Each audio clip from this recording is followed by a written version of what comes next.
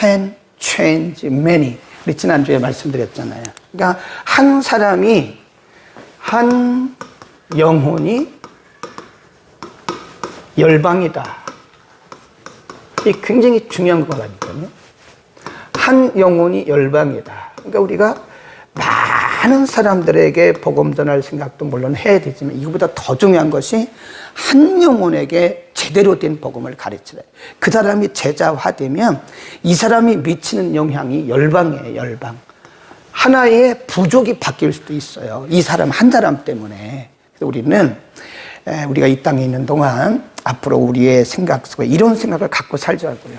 한 영혼을 소중히 여기자고. 워낙 이제 사람들이 많기 때문에 메가처치도 있고 그래서 사람들이 많은 영혼들에게 관심 갖지만 이제는 우리는 한 영혼이 열방이다. 그런 마음을. 그래서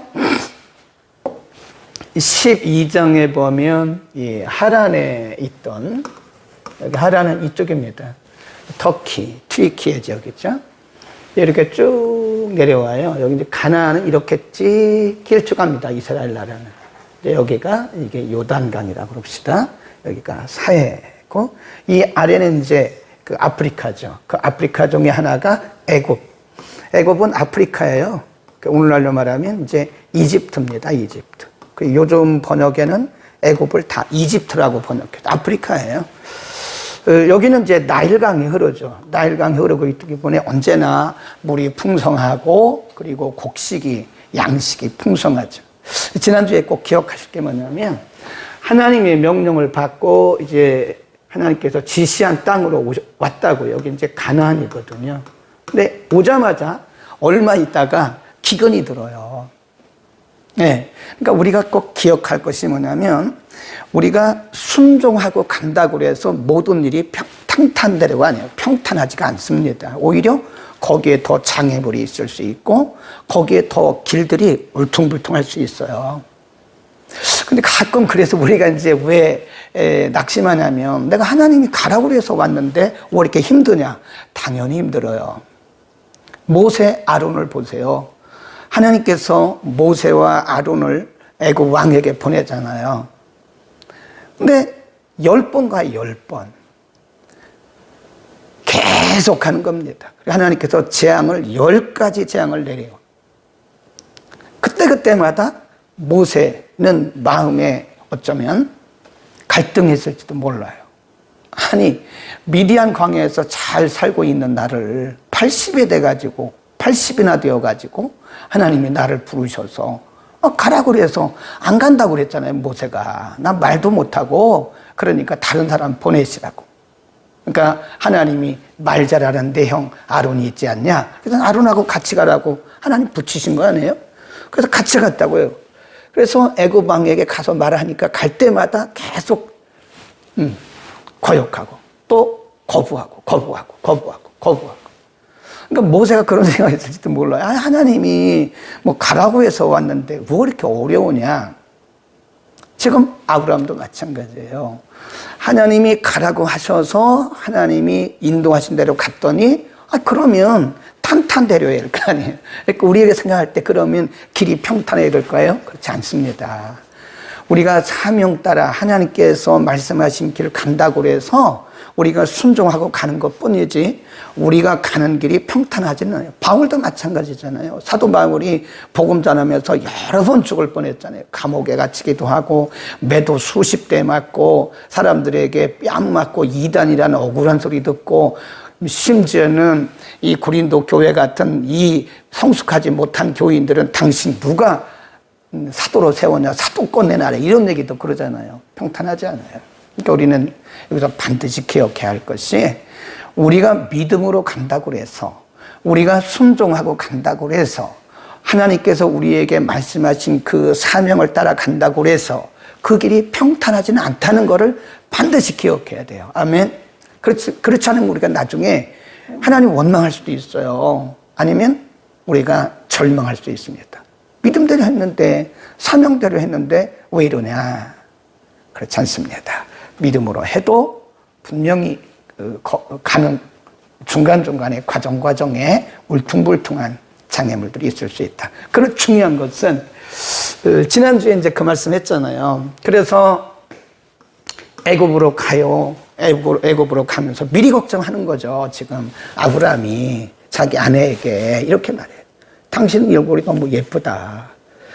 그래서 만일 우리가 애굽으로 가면 애굽의 사람들이 당신을 취하기 위해서 나를 죽일 수도 있다. 그러니까 우리가 부부라고 말하지 말자. 이거 얼마나 참 순종에서 온 아브라함이, 믿음의 조상이라고 말하는 아브라함이 얼마나 참 연약한 모습을 보이냐고요. 어떻게 보면 자기 아내를 파는 거나 똑같은 거예요. 네. 그러니까 누이라고 말하니까, 남매지간이라고 말하니까 애굽 왕이 사람들 시키고 자기 끌어들인 거 아니에요. 자기 방에. 근데 그 밤에 하나님께서 말씀하신 거예요. 애굽 왕에게. 그 남의 아내니까 손대지 말라고. 네. 그걸 뭐라고 그래요? 개입이라고 합니다. 개입. 또는 간섭이라고. 다시 말씀드릴게요. 우리가 하나님의 말씀대로 순종하고 하나님께서 주신 사명을 따라갈 때 이 길이 평탄하지가 않다는 것을 반드시 우리가 기억을 해야 돼요. 어떤 때는 이렇게 큰 장애물이 있을 수 있고, 어떤 때는 우리를 이렇게 낙심되게 하는 일도 있어요. 네. 믿음으로 산다고 해서 모든 게 다 형통하지 않아요. 절대로. 가다 보면 낙심되는 일, 또 가다 보면 이렇게 평탄한 일도 있고, 또 이런 과정 속에서 이런 장애물도 나타나고, 잘 가다가 또 나타나고, 또 나타나고, 또 이런 거예요. 근데 중요한 것은 하나님께서 위에서 다 보시면서 이런 때마다 우리가 어려운 일을 이렇게 만나잖아요. 이런 때마다 하나님께서 반드시 여기는 하나님께서 개입하시고 간섭하시는 시간이에요. 하나님의 개입하시는 시간이에요. 그래서 우리가 육신적으로는 힘들죠. 그리고 정신적으로 힘들죠. 그러나 영적으로는 그분을 만나는 시간, 오늘 그 얘기를 하려고 합니다. 그 말씀이 나와요. 그 어려운 시간에 하나님께서 갑자기 나타나셔서 나는 하나님이다. 그런 말씀을. 그때 우리가 요때 경험하는 거를 뭐라 그래요? 이때 경험하는 거. 하나님이 개입하시는 그것을 경험하는 것을 우리가 말로 표현한 것이다. 그래서 우리가 그것을 간증이라 그래요. 우리의 인생 여정 가운데 이런 위기가 없으면 간증도 없어요. 위기가 없으면 간증이 없습니다. 그러니까 우리 인생 여정 가운데서 오는 여러 가지 위기와 절망적인 사건들은 하나님께서 우리에게 간증을 주시기 위한 기회다라고 우리는 그렇게 믿어야 돼요. 늘 저는 그렇게 상담도 하고 그렇게 말씀을 드립니다. 위기는 기회다. 우리가 하나님을 다시 만나고 하나님께서 우리에게 간증거리를 주실 시간이다. 그러니까 간증을 하는 분들을 보면요, 다 그런 어려움 속에서 하나님을 만난 거다. 자, 그 다음에 20절 보세요. 12장 20절에 보면 그때 애굽의 왕이 아브라함을 불러가지고 막 책망을 해요. 왜 이렇게 거짓말을 했냐. 그러나 그냥 보내는 게 아니고 20절 바로가 그 사람들에게 그의 일을 명하매 그들이 그 아내와 그 모든 소유를 보내었더라. 근데 갈 때 그냥 보낸 게 아니라 많은 양식, 그 가족들이 충분히 먹을 수 있는 양식. 그래서 13장에 가보세요. 아브라함이 애굽에서 나올 때 그와 그 아내와 그 모든 소유 그리고 롯도 함께하여 남방으로 올라갔더라. 2절 보세요. 아브라함에게 육축과 은금이 뭐 했어요? 풍부히 다 어디서 받은 건데요? 애굽에서 받아온 거예요. 응? 그러니까 하나님의 하시는 일은 우리가 예측 불허입니다. 예측 불허. 네. 여기 이제 애굽이잖아요. 애굽에서 그렇게 한번 큰 바람이 몰아쳤어요. 그리고 이제 애굽 왕이 그냥 보내지 않았다니까요. 하나님의 방법이에요. 그래서 그 아브라함의 소유 조카 롯까지 해가지고 다 보내는데 여기가 이제 남방이거든요. 가나안의 여기를 북방이라고 그러고 가나안 북방, 여기를 이제 남방이라고 그래요. 가나안의 남방. 여기 오게 되는데 애굽에서 온 아브라함의 소유가 풍부했더라. 사실 그 땅이 지금도 기근이 들고 있다고요. 그런데 하나님은 애굽 왕을 통해서 이렇게 하신 거예요. 그러니까 우리가 하나님이 하시는 일은요, 우리가 어제 열왕기 하, 그제도 말씀을 드렸는데 열왕기 하를 공부하면서요, 이게 하나님의 방법이라고 그러는 거예요. 여기서 애굽 왕을 통해서 지금 양식도 없고 아주 핍절한 아브라함에게 은금도 풍부하게 다 어디서 가져온 거래요? 여기서 받아온 거거든요. 이걸 우리가 뭐라 그러냐면 하나님의 방법이라 그래요. 하나님의 방법. 모압과 이스라엘 백성들이 전쟁을 하잖아요. 우리 공부했잖아요. 3장, 열왕기하 3장 전쟁을 하는데 사실 이스라엘 백성들이 모압을 이겨낼 재간이 없습니다.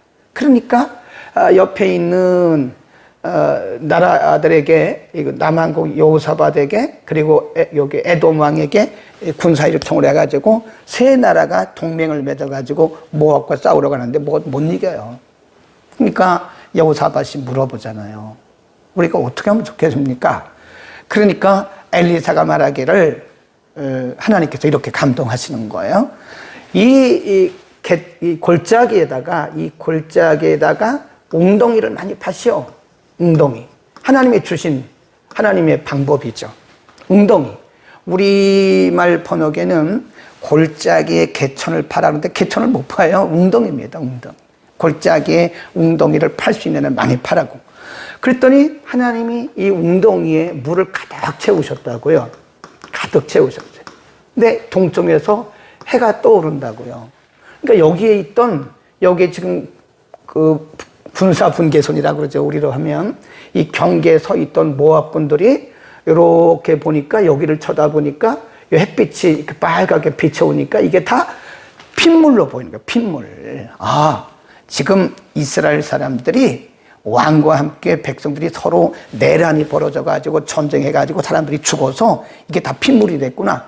우리가 거기 가서 이 나라를 그냥 완전히 차지해버리자. 그리고 애굽 군대가 여기를, 그 모압 군대가 들어온 거예요. 딱 포함해 들어왔는데 사실은 그 뒤에 누가 보고 있었냐면 이스라엘 군대가, 동맹군이 보고 있었다고요. 도간의 든주이죠, 뭐 이거는. 이게 하나님의 방법이라니까요. 하나님의 방법이, 하나님의 개입이 언제 있었어요? 불가능할 때. 인간적으로 지금 아브라함도 마찬가지죠. 인간적으로 불가능하고 절망적일 때 하나님 그때 개입하시는 거예요. 아멘, 아멘. 그래서 우리는요, 낙심하지 마세요. 포기하지 마세요. 절망하지 마세요. 절망과 낙심과 포기는 하나님 기뻐하시지 않는 거예요. 뭐라고 그랬죠? 항상 기뻐하라고. 그리고 또 뭐라고 그랬죠? 낙심하지 말고 기도하라고. 쉬지 말고 기도하라고. 네. 그러니까 하나님을 의지하라고, 신뢰하라고, 하나님께 맡기라고 그러잖아요. 그러니까 여러분, 우리는요, 항상 소망이 있어요. 우리는 우리 자신으로는 절망이죠. 인간적으로 볼 땐 절망이에요. 그러나 우리는 우리 힘으로 살아가는 사람들이 아니에요. 아멘. 하나님께서 우리가 할 수 있는 것은 여기까지. 이게 다 여기까지. 그러니까 사람들이 어떤 위기를 만나면 절망하고 낙심하고 포기한다고요. 그러나 하나님 그 시간에 이렇게 우리에게 개입하시는 하나님의 방법이 있다니까. 우리는 그걸 믿는 거예요. 아멘. 힘내세요. 하나님의 방법은 수만 가지, 수천만 가지, 수억 가지입니다. 상상할 수 없어요. 하나님께서 어떻게 개입하실는지 아무도 몰라요. 그러나 분명한 것은 개입하십니다. 아멘. 우리 그 하나님을 믿고 담대하게 살아가기를 바랍니다. 2절 다시 보세요. 그 얘기입니다. 그 얘기. 아브라함에게 육축과 은금이 풍부하였더라. 이렇게 괄호해 놓으시고 하나님의 방법, 하나님의 방법으로 주신 거예요. 이게 아브라함이 어디서 얻은 게 아닙니다. 바로 애굽 왕을 통해서 하나님께서 주신 겁니다. 그가 남방에서부터 발행하여 베델에 이르며 베델과 아이 사이 전에 장막 쳤던 곳에 이르니 그가 처음으로 단을 쌓은 곳이다. 그가 거기서 여호와의 이름을 불렀더라. 아브라함 일행 롯 그동안에 롯의 이름이 없더니 갑자기 롯이 등장을 하죠. 롯도 양과 소와 장막이 있으므로 그 땅이 그들의 동거함을 용납지 못하였으니 곧 그들의 소유가 많아서 동거할 수 없었습니다. 하나님이 복을 주실 때는요, 이래요. 감당할 수 없는 복. 그걸 우리가 뭐라 그러냐? 감당할 수 없는 복. 그러니까 우리가 그저 뭐 조그만 것 가지고 우리가 막 그렇게 생각하지 마세요. 뭐 조그만 거 가지고 그냥 우리가 그렇게 하지 말라고요. 하나님께서 우리의 복을 주시면요, 감당할 수 없는 복을 주세요. 에? 아멘. 근데 우리가 조그만 걸 가지고 막 그러면 하나님이 너는 왜 이렇게 믿음이 적으냐? 왜 이렇게 믿음이 적으냐? 너는 나를 어떻게 하는 거야? 하나님 그러실 거 아니에요? 네. 너는 나를 어떻게 알고 그렇게 이 작은 것에 매여가지고 그러냐, 하나님. 우리는 모든 가능성을 다 열어놔야 돼요. 하나님은 모든 것이 다 가능한 거예요. 네, possible. 저 미국의 고속도로 가다 보면요, 정말 재미있는 그 글귀가 써 있어요. 이렇게 미국은 프리웨이라고 그래요. 그래서 그냥 뭐 우리나라처럼 제한이 없습니다. 그냥 프리웨이나 이렇게 차가 좋으면 좋은 데로 가는 거예요. 근데 차들이 워낙 많아서 거기도 이렇게 빨리 달릴 수는 없더라고요. 근데 고속도로를 이렇게 쭉 가다 보면은요, 한참 가다 보면 이렇게 미국은 이제 기독교 국가니까 뭐 여기저기에 성경 구절들이 한 그 말이에요. 근데 참 재미있는 것이 뭐냐면 이렇게 점이 찍혀 있습니다. 한번 해보세요. I am possible. 그러니까 여기가 떨어지는 거죠. I am. 이 말은 I am의 준말이죠. I am possible. 그 다음에 in Jesus. 그러니까 요거를 보면 사람들은 impossible이라고 보는 거예요. 불가능하다고 보는데 이걸 못 보는 사람들은, 그런데 이거를 보는 사람들은 나는 그리스도 안에서, 예수 안에서 가능하구나. I'm possible in Jesus라고 말합니다. 그러니까 이거 하나 차이예요. 이거 하나 차이. 우리가 신앙생활도 그거 하나 차이인 것 같아요. 우리 인생도 우리가 하나님을 신뢰하면 모든 것이 I'm possible, 나는 모든 것이 가능하다고 믿지만, 그 하나님을 신뢰하지 않는 이게 보이지 않는 사람은 impossible. 나는 불가능해. 그러니까 절망하고 낙심하는 거예요. 항상 기뻐합시다. 아멘. 항상 기뻐하세요. 그리고 범사에 감사하세요. 아멘. 하나님은 항상 2번 해야죠. 아멘, 아멘. 하나님은 모든 것이 가능한 거예요. 우리도 가능합니다. 하나님은 전능하시니까. 예, 과정에 어떤 조금 어려운 일이 있다고 해서 그것이 인생의 다는 아니에요. 예, 그냥 우리 인생에 한 과정에 잠깐 어려움이 있을 뿐이지 그게 내 인생을 다 힘들게 하는 건 아닙니다. 우리는 possible in Jesus. 예수 그리스도 안에서 모든 것이 가능하다. 그래, 그렇게 부자가 됐어요. 그때 조심해야죠. 예, 우리가 생각하지 않은, 하나님께서 우리에게 상상할 수 없었던 그런 감당할 수 없는 복을 주실 때는요, 거기에 하나님의 의도가 있는 거예요. 근데 우리는 그걸 잊어버리니까 그때 넘어지는 사람들이 굉장히 많아요. 예. 하나님께서 우리에게 감당할 수 없는 복을 주시는데 이때 2가지 현상이 나타나더라고요. 2가지 종류의 크리스찬, 성도가 나타나요. 한 사람은 더욱더 긴장하고 하나님 앞에 더욱더 기도합니다. 왜냐하면 이건 내 힘으로 얻은 게 아니니까요. 그러니까 하나님이 왜 이걸 나에게 주셨을까라고 더 기도하고 더 긴장하고 더 겸손한 거예요. 그러나 어떤 사람들은 전혀 상관이 없어요. 이건 내가 열심히 속에서 얻은 거야. 그러니까 그때 오히려 마음이 더 방심해지는 거죠. 방심하고 믿음으로부터 멀어지는 거죠. 하나님을 멀리하고 또 교만해지죠. 사람이 목에 힘이 들어가가지고 없는 사람들 막 멸시하고 교회에서도 자기가 헌금 제일 많이 한다. 뭘 제일 많이 해 하기는 하나님의 주신 거 그냥 옮겨놓은 것 뿐인데 그런 분들을 보면 참 이해가 안 가요. 무슨 자기가 헌금을 제일 많이 합니까? 에? 하나님의 주신 거 하나님 앞에 그냥 갖다가 심부름한 것 뿐인데 내가 없으면 이 교회는 안 된다고. 안 되기는 뭐가 안 됩니까? 하나님께서 아니 그대 하나만 보고 일하시는 거 아니잖아요. 그는 교만이 생긴다. 이런 부분들은요 반드시 넘어집니다. 이때가 중요해요. 요 마음을 우리가 꼭 가질 수 있기를 바랍니다. 아멘, 아멘. 자, 그 다음에 우리가 조금 진도는 늦어도요 이런 부분들을 잘 보셔야 되는 거예요. 성경을 몇십 장을 읽어도 중요한 부분을 핵심을 찝지 못하면 별로 의미가 없죠. 자, 그때 이제 문제가 생겼어요.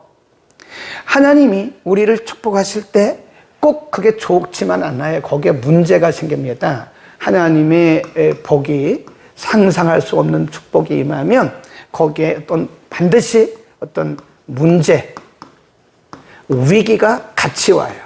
근데 요거를 어떻게 해결하느냐에 따라서 이 하나님의 축복이 계속 연장되기도 하고 아니면 그것이 완전히 추락의 도구. 그래서 축복이 복이 아니라 독이 될 수 있는 것이다. 잘못하면 이 위기 관리를 잘못하면요 이 복이 뭐가 되냐면 독이 돼요. 독. 포이슨. 이 독이 됩니다. 저는 그런 분들을 참 많이 봤어요.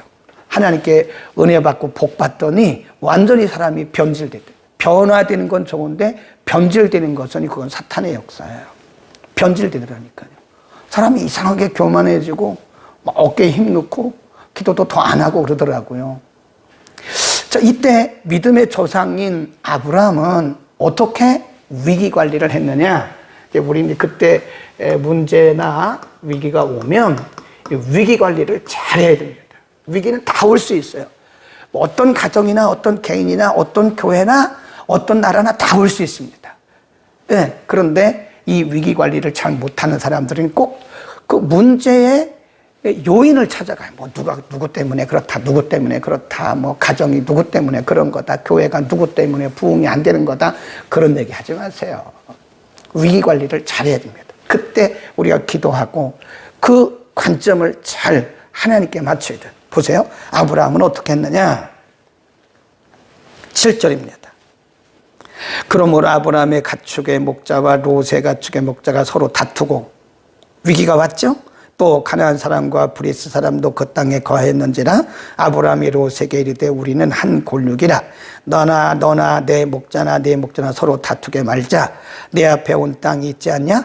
나를 떠나라. 그래요. 이게 위기 관리인데 그때 자기를 내려놓는 거예요. 네. 그때 사심을 가지고 있으면 안 됩니다. 사심을 버려요. 아브라함이 나를 떠나라. 내가 좌하면 나는 우하고 내가 우하면 나는 좌하리라. 선택권을 그에게 준 거죠. 사심을 버린 거죠. 예.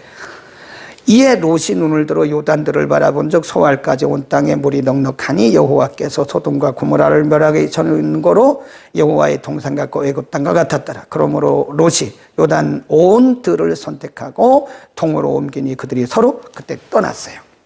롯의 선택은 보이는 육신적인 선택이죠. 당장 보기에 물도 많고 풀도 많고 저기 가면 좋겠다. 거기 가면 가축들 잘 양육하는데 먹이는데 좋겠다. 근데 보이는 것만 딱 보고 선택하는 그 롯의 선택이에요. 그걸 뭐라 그러냐? 우리가 가시적, 육신적 선택이라 그럽니다. 우선 당장 보이는 것을 가지고 선택하면 나중에 그게 독이 될 수 있다니까요. 그러니까 우리가 선택을 항상 잘해야 돼요. 그래서 기도해야 되는 거예요. 그래서 말씀 묵상해야 되는 겁니다. 우리는 항상 사람을 볼 때도 스펙을 가지고 사람을 보잖아요. 배우자를 선택할 때도 스펙을 보고 어느 대학 나왔냐, 연봉이 얼마냐, 키가 몇 센치냐 이런 것만 보잖아요. 그의 인격이나 그의 신앙에 별로 관심이 없어요. 그건 롯의 선택이라고 말이에요. 응? 그 뒤에는 위험이 도사리고 있는 것을 알죠. 얼마 있다가 바로 롯이 14장에 가보면 거기서 다른 그 연합군에 의해서 완전히 잡혀버려요. 네, 그런 걸 볼 수 있죠. 여기서 우리가 그 아브라함이 한 말에 대해서 우리가 잘 봐야 됩니다. 아브라함이 한 말, 거기 보세요. 9절, 나를 떠나라. 내가 좌하면 나는 우하고 내가 우하면 나는 좌하리라. 지금 아브라함이요, 사심을 버렸어요. 거기다 우리 잘 기억합시다. 위기가 왔을 때 위기를 관리하는 여러 가지 방법이 있죠. 기도해야 되죠. 근데 기도하더라도 내 생각을 딱 세워놓고 관철시키려는 그런 기도는 하지 말라는 거예요. 그것조차 내려놓으라는 거예요. 하나님, 죽든지 살든지 하나님 뜻대로 하십시오. 그러면 사람 마음 편하잖아요. 그거 내려놓는 거라. 지금 여기 보면 아브라함이 자기 사심을 버렸어요. 선택권을 먼저 준 거죠. 선택권을. 나는 내가 먼저 선택하지 않을 것이다. 내가 너에게 선택권을 줄 테니까 어디든지 좋아. 어디든지 좋아. 내가 원하는 대로 어디든지 가. 얼마나 대범합니까? 여러분, 하나님을 신뢰하는 사람은 쪼잔하지가 않아요. 그 작은 걸 가지고 막 목숨 걸지 않습니다. 마음이 넓습니다. 아멘, 아멘. 우리 아멘, 아멘 2번 하세요. 하나님을 믿는 사람들은, 하나님을 신뢰하는 사람들은 마음이 넓습니다. 왜 그럴까요? 하나님을 신뢰하니까. 하나님의 개입을 믿으니까. 하나님의 궁극적인 승리를 확실하니까. 아멘. 그러니까 우리가 쪼잔하게 사는 것은 하나님을 우리가 제대로 신뢰하지 않는다고 하는 증거일 수도 있어요. 어쩌면 우리는 하나님을 온전히 신뢰합시다. 그리고 대범하게 살자고요. 아, 좋아. 제가 늘 그런 얘기를 하잖아요. 우리가 천국 가는데 지장이 없으면, 진리가 아니면 다 양보하라고. 그건 뭐 작은 걸 가지고 그게 뭐 가타부타 왈가왈부하면 우리만 손해입니다. 마음만 상하고. 그러지 말아요. 좋아. 천국 가는데 지장이 없으면 좋아. 알아서 하세요. 얼마나 좋아요. 아멘. 야, 저도 말은 이렇게 하지만 이게 쉽지는 않더라고요. 네. 참 대범하게 사는 게 쉽지 않아요. 네. 믿음이 들어가야 되지, 믿음이 들어가기 전까지는요, 이거 대범하게 살기가 어렵습니다. 네. 저도 제 자신을 이렇게 돌아보면요, 30대, 40대, 50대 막 이런 때는요, 혈기왕성하잖아요. 네. 그러니까 대범한 것 같지만 사실은 굉장히 소심했던 것 같아요. 네, 내 혈기로, 내 지혜로, 내 능력으로. 그런데 이제 사람이 60이 넘어서 나이가 들어서 철이 들어오니까요, 아, 그럴 필요가 없다. 다 부질없는 거더라고요. 본질이 아닌 것은, 복음이 아닌 것은 그렇게 우리가 머리 터지게 싸울 이유도 없고 싸울 필요가 없어요. 그럴 필요가 없어요. 대범하게 양보하는 거예요. 아, 그렇게 하십시오. 천국 가는데 지장 없습니까? 아, 그렇게 하십시오. 내려놓는 거예요. 예, 아멘. 아브라함에게서 우리는 하나님을 신뢰하는, 하나님의 약속을 믿는 사람에게서 어떤 특징이 나타나더냐? 바로 이런 대범성. 예, 이거 쉽지 않아요. 조카 롯에게 아무리 조카지만, 너 마음대로 가져가. 다 가져가려면 다 가져가고, 마음대로 어떻게. 나는 내가 이쪽 선택하면 이쪽 할 거야. 그러니까 가장 좋은 것은 롯이 다 가져갔잖아요.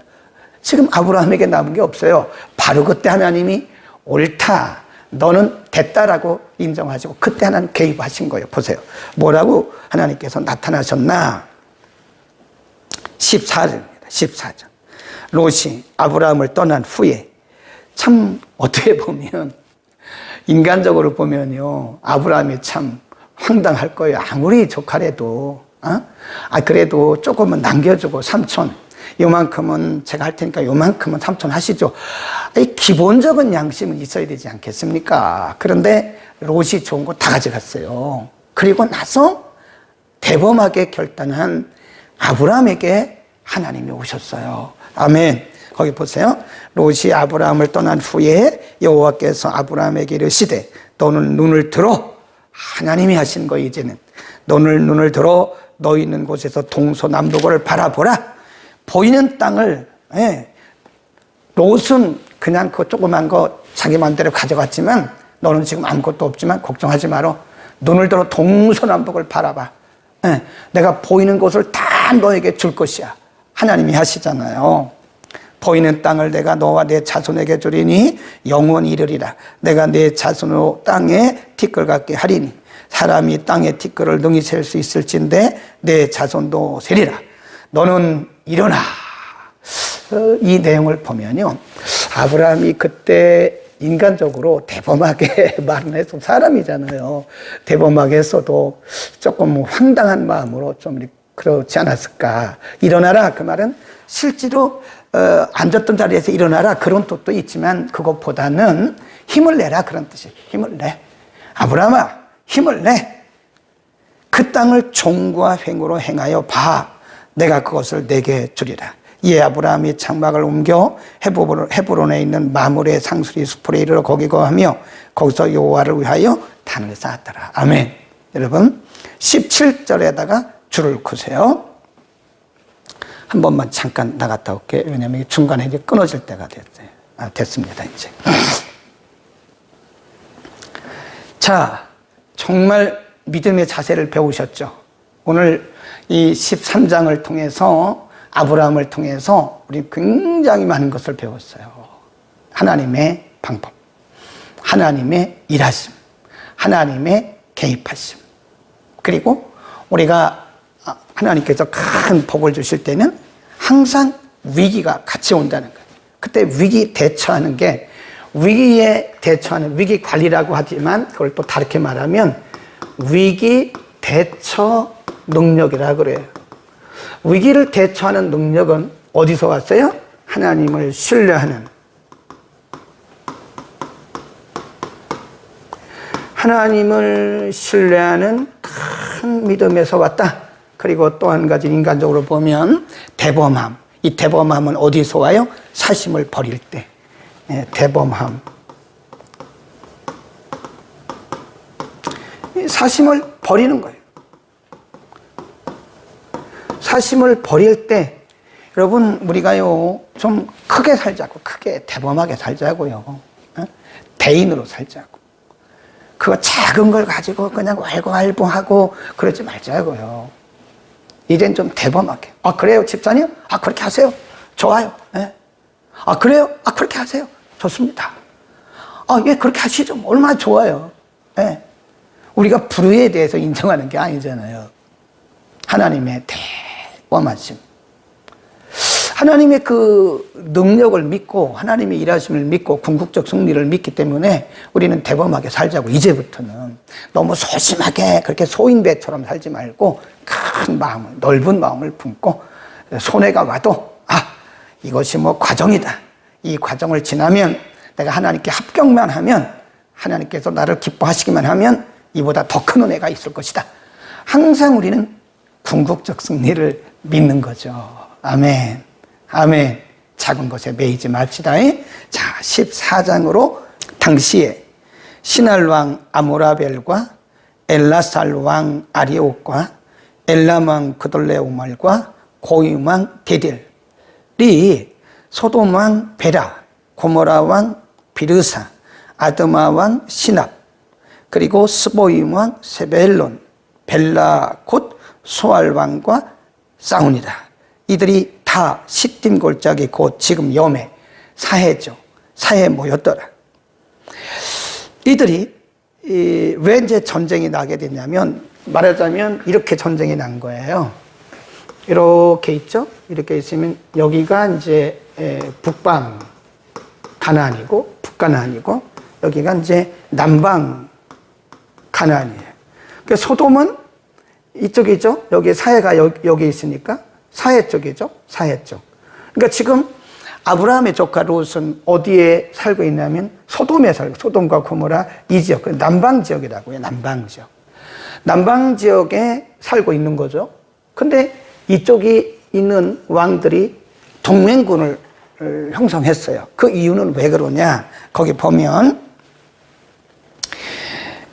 거기 싸운 이유에 대해서 4절 이들이 12년 동안 그돌라오멜을 섬기다가 그러니까 북방을 섬기다가 제13년에 배반한지라 제14년에 그돌라오멜과 그와 동맹한 왕들이 나와서 그래서 밑으로 이제 내려가는 거죠.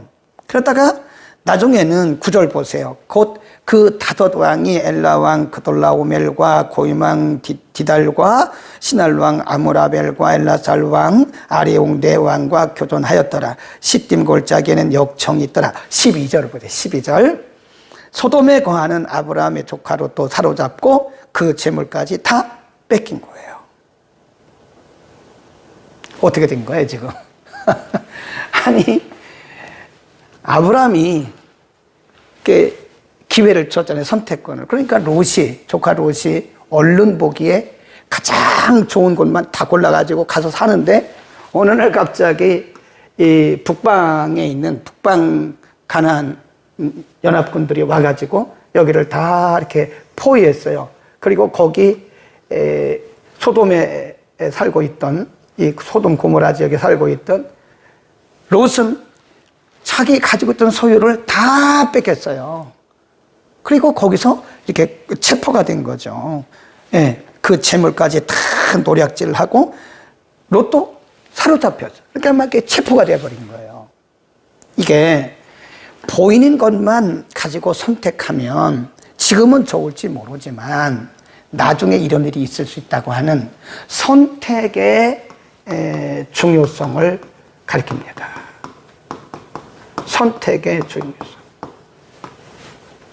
그러니까 당장 보기에 좋은 것만 선택했다가는요, 그 이후에 어떤 일이 있을지 몰라요.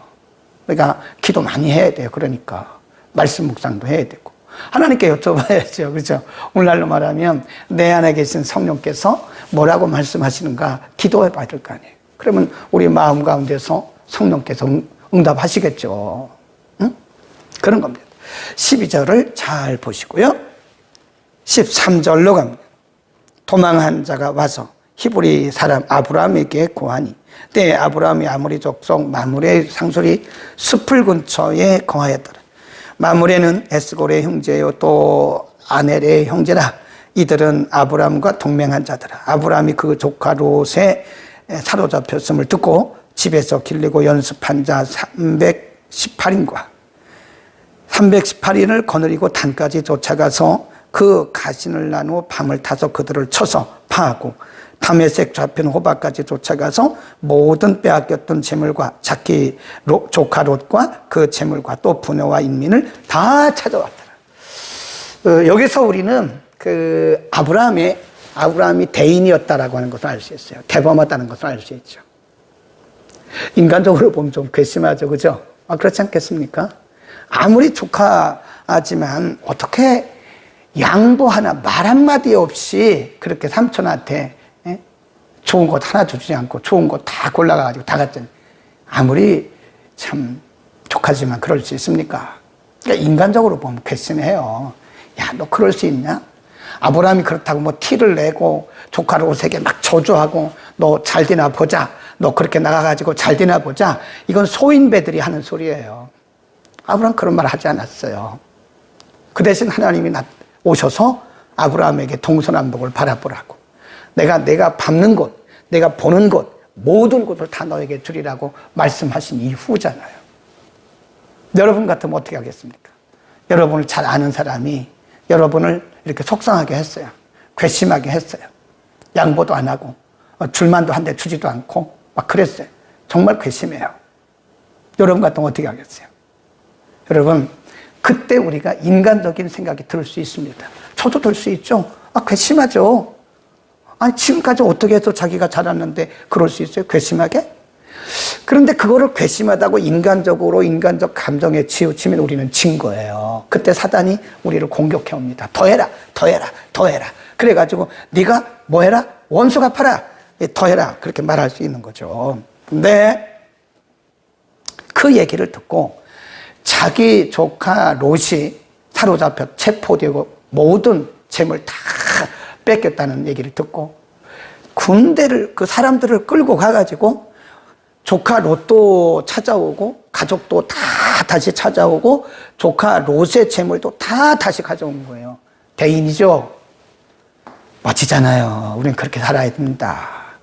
뭐 누가 여러분 조금 뭐 속상하게 하고 여러분 뭐 이렇게 섬겼는데 그거 안 섬겨준다고 또 그럴 수 있냐 뭐 참 그렇게 그건 소인배. 그거는 하나님을 신뢰하지 않는 소인배들이 하는 거예요. 세상 사람들도 그렇게 하지 않아요. 근데 예수 믿는 사람들이 그렇게 해서 되겠습니까? 응? 나는 당신에게 이렇게 섬겨줬는데 당신 나한테 해준 게 뭐가 있냐고. 그러면 소인배라니까. 잊어버리세요. 여러분 꼭 잊어버리세요. 오늘 여러분이 누구에게 이렇게 섬겼어요. 그 가격이 얼마이든 간에 섬겼어. 그런데 나한테 돌아오는 건 아무것도 없어. 신경 쓰지 마세요. 그날 다 잊어버리세요. 하나님께 드리는 것도요. 하나님께 얼마를 드렸든 간에 그건 당연히 드리는 거니까 딱 잊어버리세요. 그리고 우리가 누구를 이렇게 섬기고 누구를 도와주는 것도요. 잊어버려요. 그날 딱 잊어버려요. 네. 그렇지 않으면 우리가 잘못하면 괘씸한 생각을 가졌기 때문에 마귀에게 넘어가요. 그 사탄에게 넘어갈 수 있다니까요. 괘씸하다. 이 자체가요. 사탄이 주는 생각이에요. 참 괘씸하다. 내가 너를 어떻게 했는데. 그런 마음 갖지 말자고요. 그러니까 우리가 섬기는 그것이었습니다. 17절. 아브라함이 그돌라오멜과 그와 함께하는 왕들을 파고 북방이죠. 돌아올 때 소돔 왕이 사회 골짜기 곧 왕국에 나와 그를 영접하고 살렘 왕, 이 살렘이라고 하는 곳은요 아마 그 어느 지역이라고 그러는 것 같아요. 여기 그 사해 지역에 조그만 우리로 하면 읍이나 군 정도 되는데 그때는 그걸 왕이라고 그랬다 그래요. 살렘 왕 멜기세덱이 떡과 포도주를 가지고 나왔으니 이는 지극히 높으신 하나님의 제사장이었더라. 이 사람에 대해서는 우리가요 비밀입니다. 히브리서에 보면 이 사람에 대해서는 영적이기 때문에 비밀이다 그런 얘기를 했어요. 그는 그가 아브라함에게 축복하여 가로되 천지의 주제시요 지극히 높으신 하나님이요 아브라함에게 복을 주옵소서. 너희 대적을 내 손에 붙이신 지극히 높으신 하나님을 찬송할지로다 하며 아브라함이 그 얻은 곳에서 10분의 1을 멜기세덱에게 주었더라. 소돔 왕이 아브라함에게 이르되 사람을 내게 보내고 물품은 내가 취하라. 그때 이제 아브라함이 사람 데리고 가가지고 자기 론만 조카 론만 데리고 왔겠습니까? 거기 이제 소돔 사람들 많이 이렇게 해방시켰겠죠. 그러니까 소돔 왕이 감사했고 또 살렘 왕도 축복했고, 근데 소돔 왕이 말을 하기를 이렇게 말을 하는 거예요.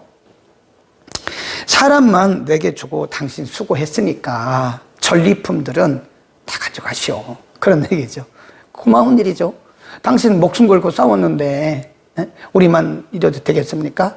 감사의 표시로 우리가 그 전리품은 다 드릴 테니까 가져가시고 그냥 사람만 우리한테 보내주시오. 이렇게 말하는. 근데 아브라함이 22절에 뭐라 그러냐? 이게 달라요. 아브라함이 소돔 왕에게 이르되 천지의 주제이시오 지극히 높으신 하나님 여호와께 내가 손을 들어 맹세하노니 내 말이 내가 아브라함을 치북해 하였다 할까 하여 내게 속한 것은 내가 물은 한 실이라도 신들매라도 내가 취하지 아니할 것이다. 그래요. 대단하죠. 아브라함이 하나님을 신뢰했던, 하나님이 뭐라고 그랬죠? 너 눈을 들어 동서남북을 바라봐. 종과 횡으로 다 다녀봐. 내가 너에게 이 다 줄 거야. 하나님의 약속을 믿었기 때문에 굳이 그 소돔 왕이 주는 조금의 전리품 그거 받지 않겠다는 거예요. 왜 그러죠? 믿지 않는 사람들은 나중에 말을 합니다. 뒷소리를 합니다. 궁치사를 합니다. 뭐라 그러죠? 내가 아브라함을 부하게 만들었어. 저 아브라함은 내가 준 것으로 부자가 됐어.